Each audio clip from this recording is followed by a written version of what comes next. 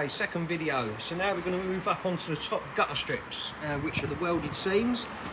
So we can see there, if we look very closely, we can see that there is hairline fracture marks in the weld, and that little bit there is open. So what that would cause, it would cause water to run down on the inside and then exit through this little hole in here.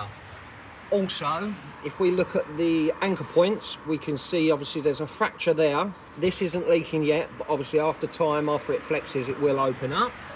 Same again with this anchor point. So we've got a tiny bit of obviously fracture here, which is obviously not leaking at the moment, but obviously it is going to start leaking obviously over time. Coming up to this side here, this side's a bit worse through wear, so we can see all the crack marks. If I go at an angle, we can see how much that's opened up. So the water's going to get in through here, travel down on the inside, just like before, and then it's going to make its way into the car. So what we're going to do is we're going to pour a bit of water up here, so it sits on the weld.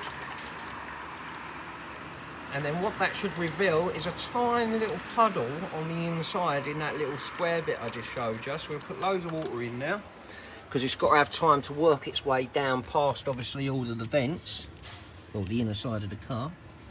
Right, okay, so I don't know if you can see that, but we've got water there.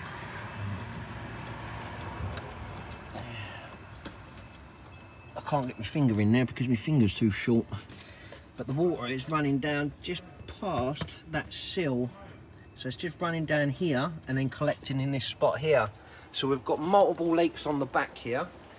So hopefully, obviously, once we obviously get it all clean, get it all fixed and get it all dried, we recommend a overnight dry, so we can dry obviously all inside the box sections, because obviously the water's been running down.